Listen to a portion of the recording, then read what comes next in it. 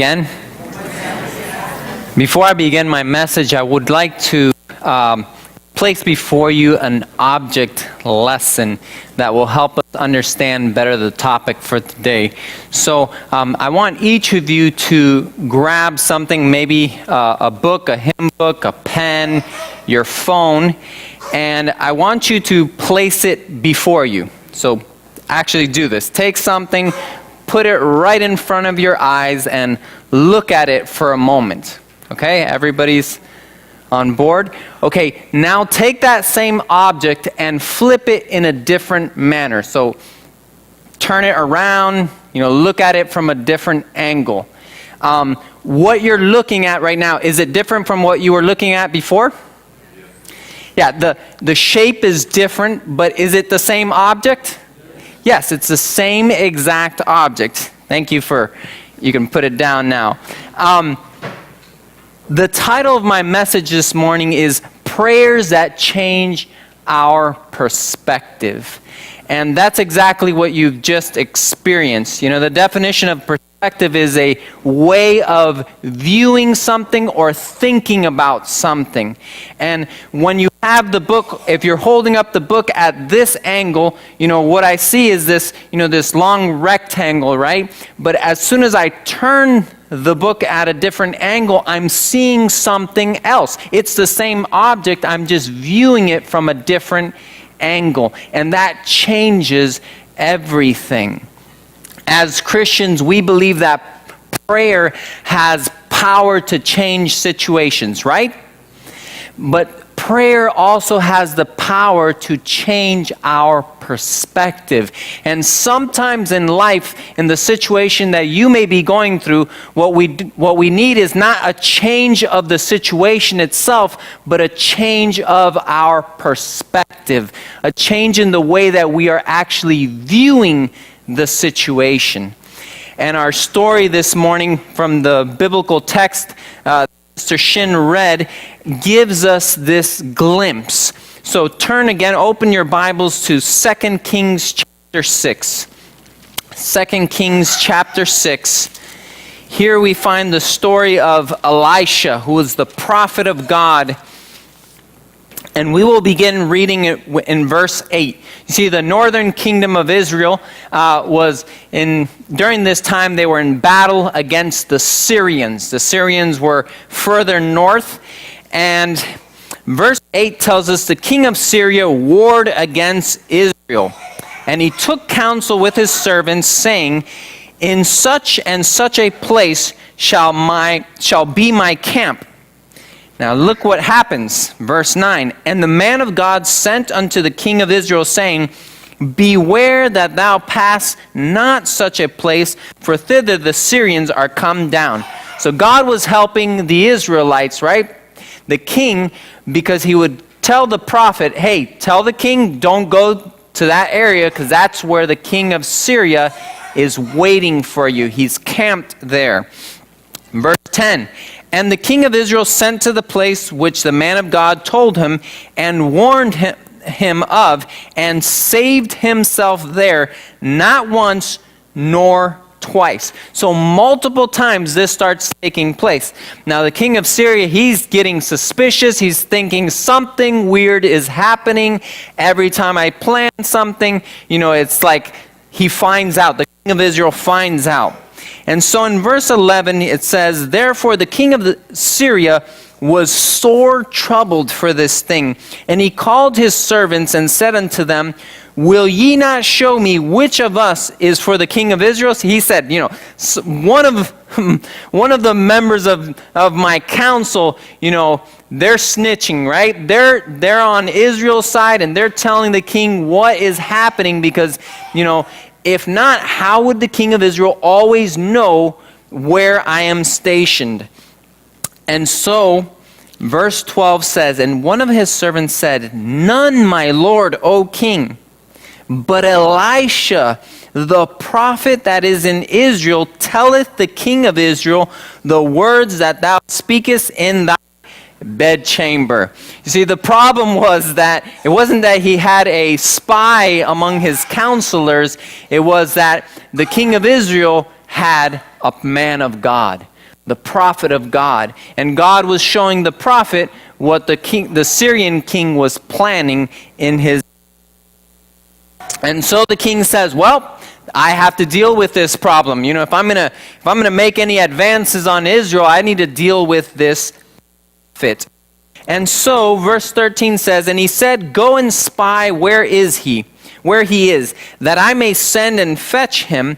And it was told him, saying, behold, he is in Dothan. Verse 14, therefore sent horses and chariots, a great host, and they came by night and compassed the city about. So this is where we are in our story.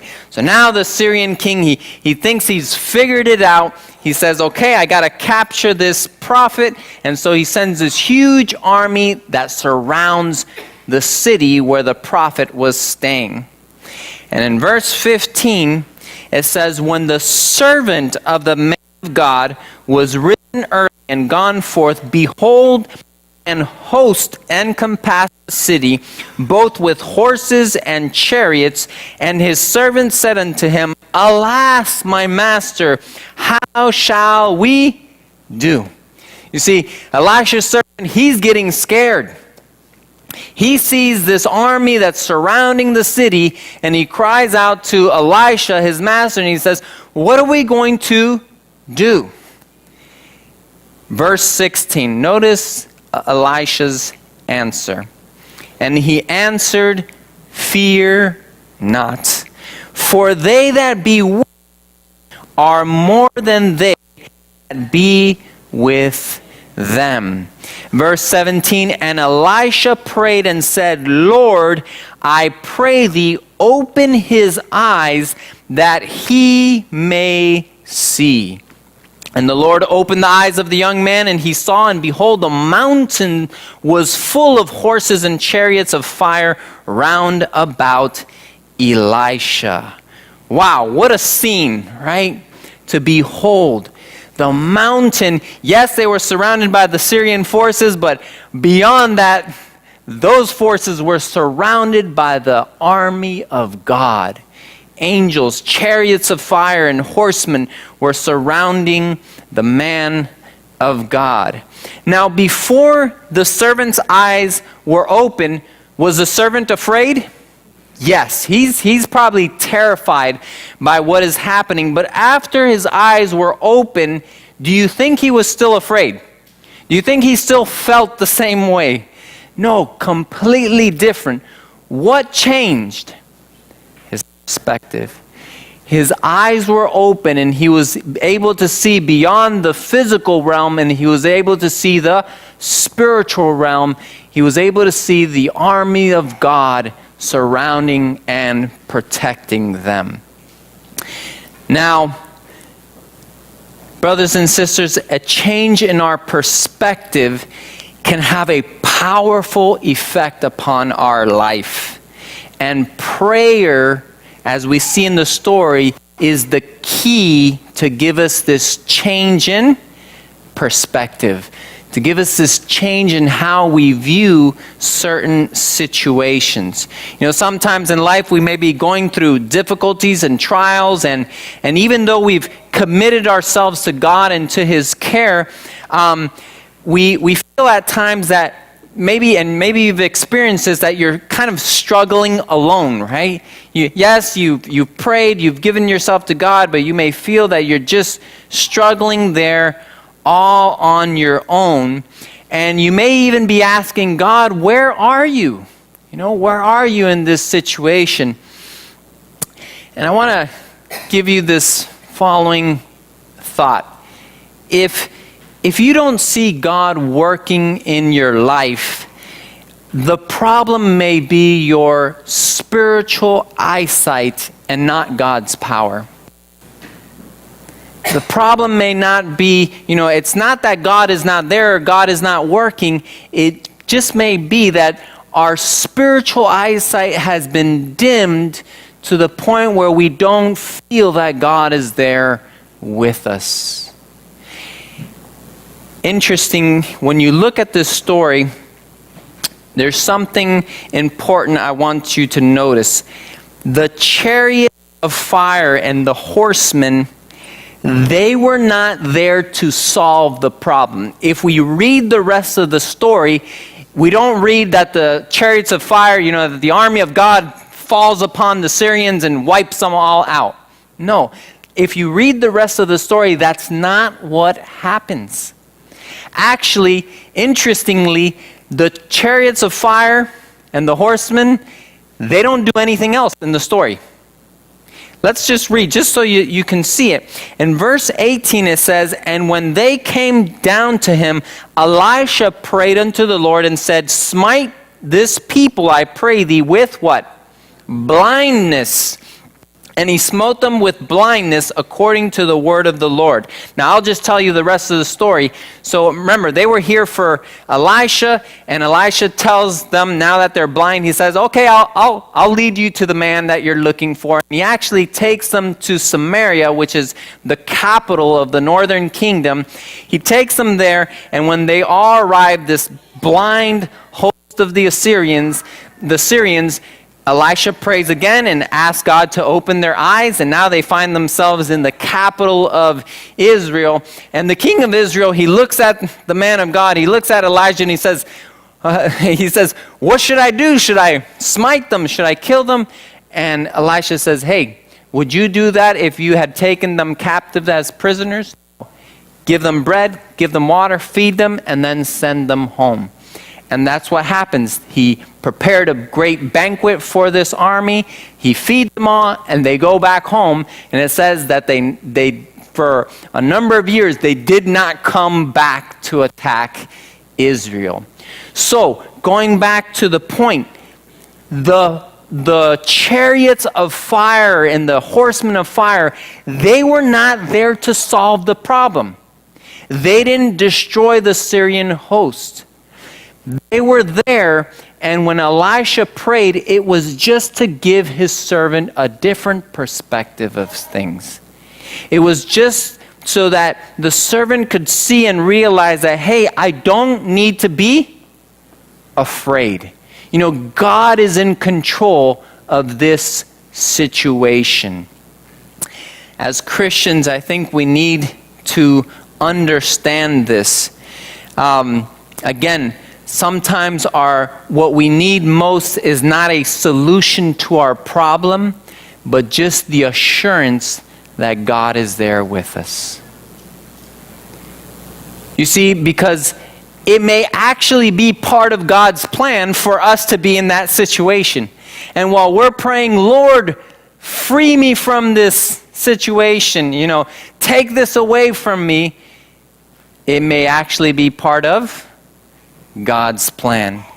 If you remember, Paul, the Apostle Paul, had a trial, a situation which he earnestly prayed God to take it away, Lord. And did God take it away? No, it was actually part of God's plan. And in his wisdom, he saw that it was better to allow Paul to be afflicted with this disease that was causing him difficulty and pain. And he just told Paul, "Hey, my grace is sufficient for you." So sometimes God does not take away the problem. He doesn't solve the problem. But prayer can help us to give a different perspective. Prayer can help us to maybe see what God sees in the situation or problem.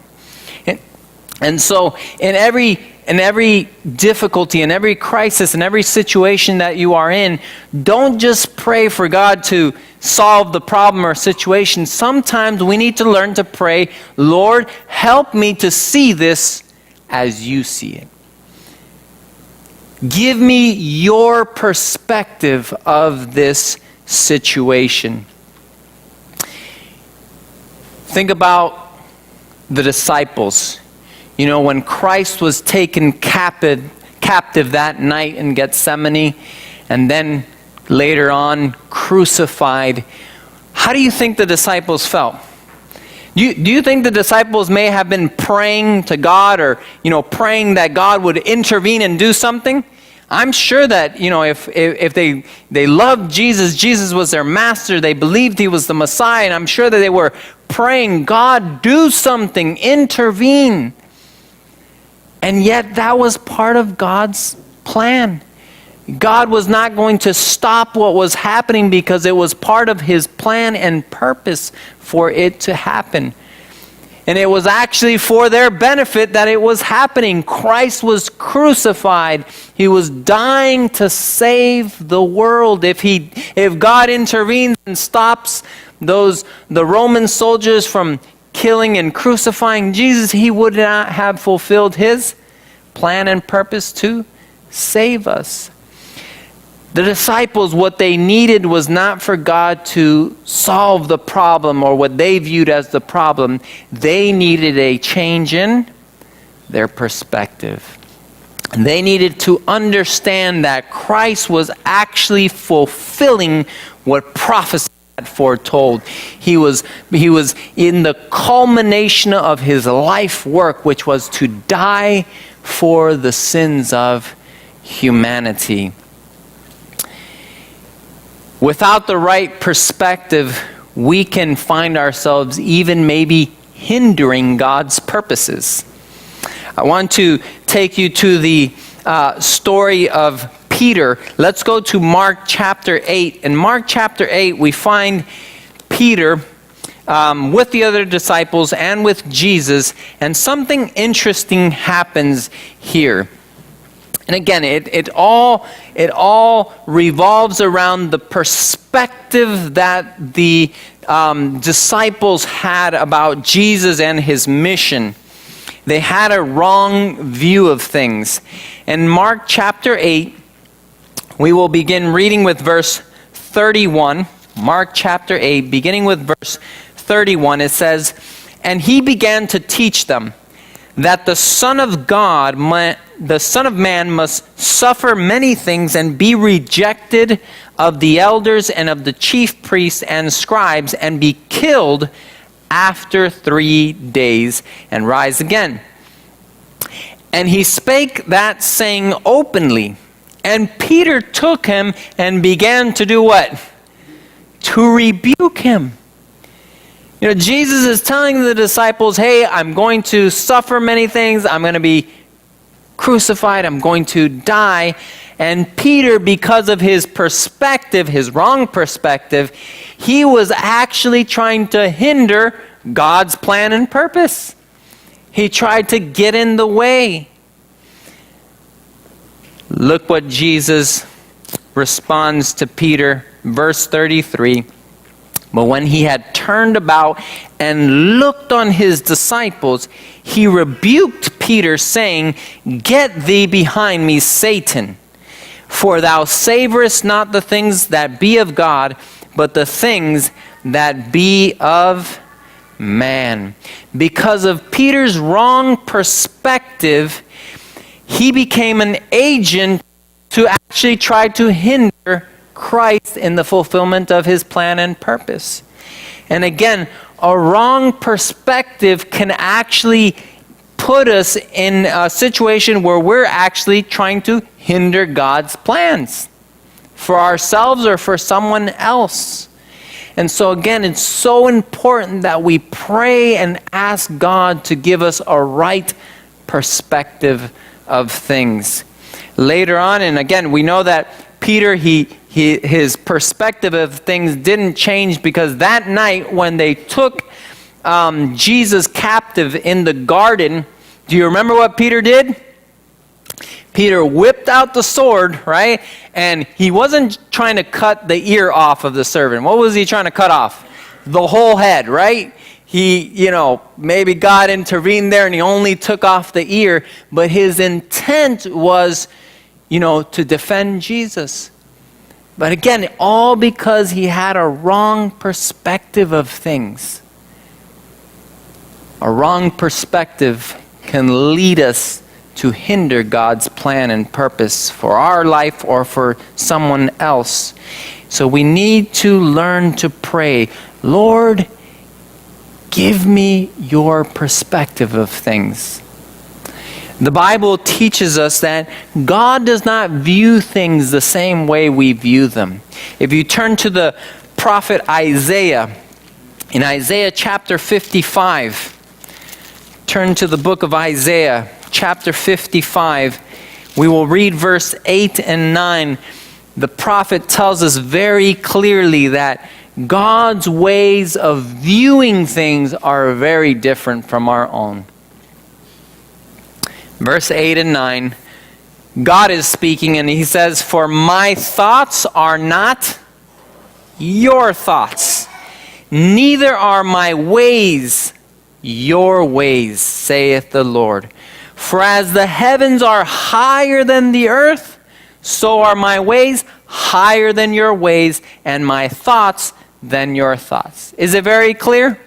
God's way of viewing things, God's way of thinking, God's way of acting many times is very different from our own.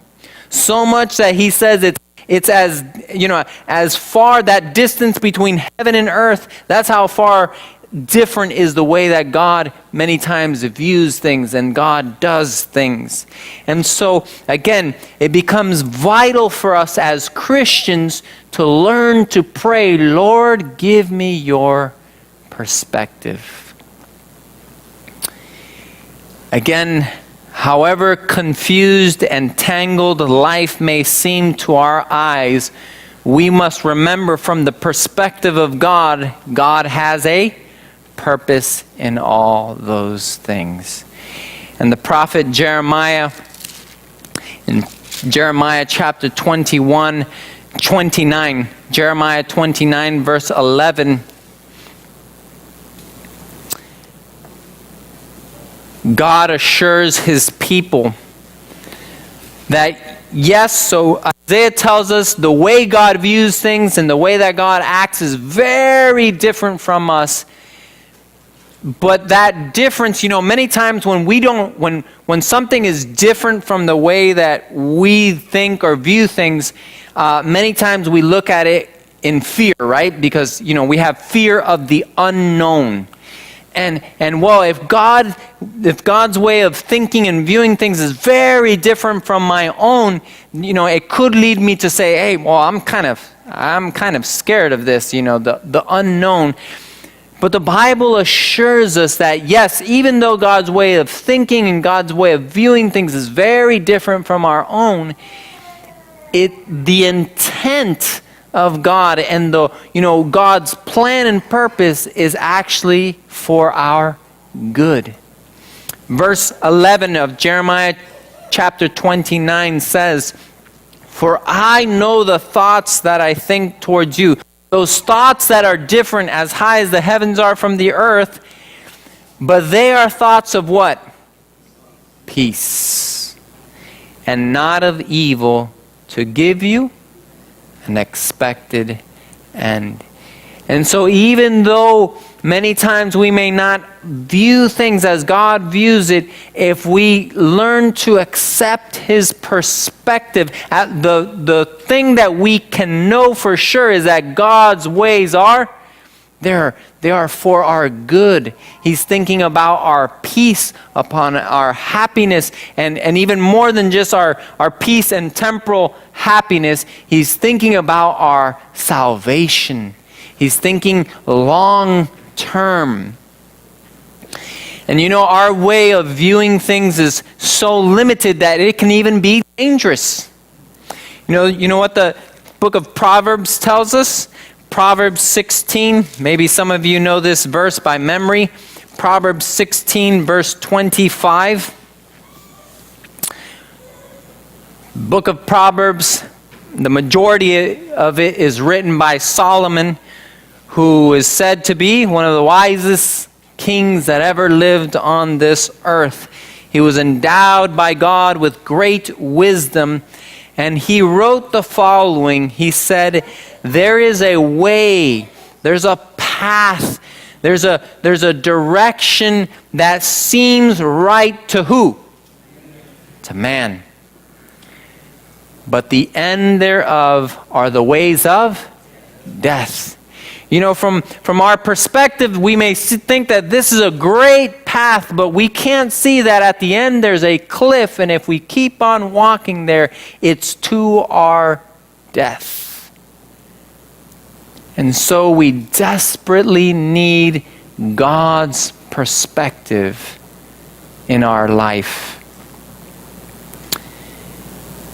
We need God's perspective, and we need to learn to pray and ask God to give that to us. Again, one of the reasons why this happens, one of the reasons why there's a way that seems right to a man, but at the end it's actually a way of death, is because after, the fall of man, which took place there in the garden with Adam and Eve, after the fall, not only was man's nature changed, but so was his perception, his faculties of perception were also blunted. The Bible speaks of this in the book of Ephesians. The book of Ephesians, Paul is talking about the Gentiles, those who don't have a knowledge of God. And in Ephesians chapter 4, verse 17 and 18, notice what he says about their understanding, their ability to think and judge. Ephesians chapter 4, verse 17 and 18, "This I say therefore, and testify in the Lord, that ye henceforth walk not as other Gentiles walk in the vanity of their mind, having the understanding," what? "Darkened, being alienated from the life of God through the ignorance that is in them because of the blindness of their heart." You see, sin has brought blindness to our hearts. Sin has brought darkness to our minds. And again, it's the reason many times we view certain things and we think, hey, this is the greatest thing in the world. And it's actually what it is killing us and destroying us. And so we desperately need to have God's perspective. And that perspective we can obtain through earnest prayer. Through asking God, God, please help me to see things as you see it. What type of prayers can change our perspective? Turn to Romans chapter 12. Because it's not just praying for it.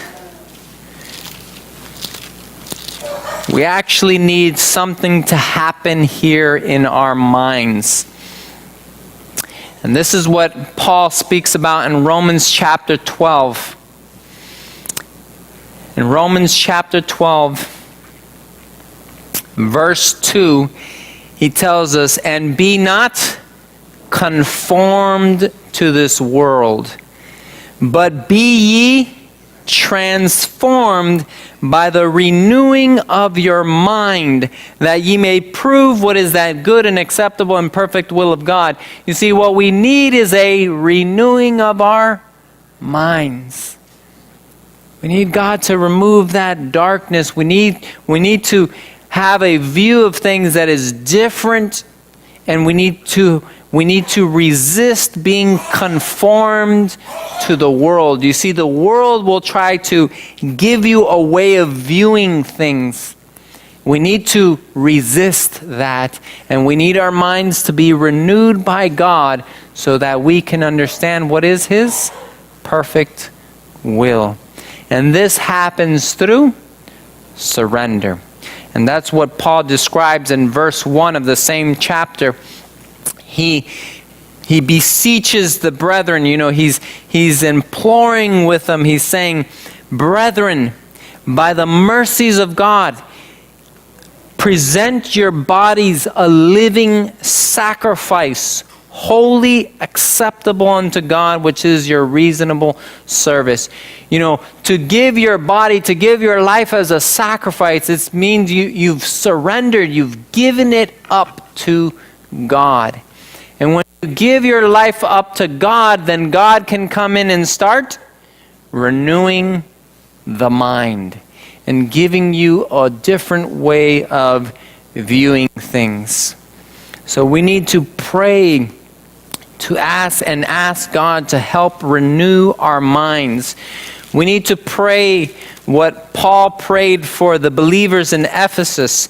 In Ephesians, turn to Ephesians chapter 1, verse 16 to 19. Notice Paul's prayer here. Ephesians chapter 1, beginning with verse 16 and reading all the way to verse 19. Paul tells the church in Ephesus, he says that I cease not to give thanks for you, making mention of you in my prayers. Now he's going to tell us, what is he specifically praying about? Verse 17, that the God of our Lord Jesus Christ, the Father of glory, may give unto you the spirit of wisdom and revelation in the knowledge of him. Pay close attention to verse 18. The eyes of your what? Your understanding being enlightened, that ye may know what is the hope of his calling, and what are the riches of the glory of his inheritance in the saints, and what is the exceeding greatness of his power to usward who believe, according to the working of his mighty power. If you remember, the Bible is using here a phrase that takes us back to Genesis. Your eyes being opened. Do you remember what the serpent told Eve? He said, if you eat of this fruit, God knows that your eyes are going to be open and you're going to know both good and evil. Satan promised Eve a greater enlightenment, greater knowledge, a bigger perspective of things. But what Satan actually brought was darkness. Our minds now became clouded. Our minds became dark, and we can no longer discern properly between what is right and what is wrong, what is good and what is evil for us. We need to pray that the eyes of our understanding may be enlightened, that we may know what is the hope of his calling, that plan, that special plan that God has for us. We can only view it properly when God enlightens our mind and our understanding. We need to pray that God would give us light. And my appeal for you today is that you would make a decision to pray, not just for God to change your circumstance or your situation, but for God to give you a change in perspective. Lord, help me to see things as you see them. And if this is your desire to make this prayer a part of your life, I want you to open your hymn books and sing with me the closing hymn, number 326. Hymn 326. Stand with me and let us all sing together.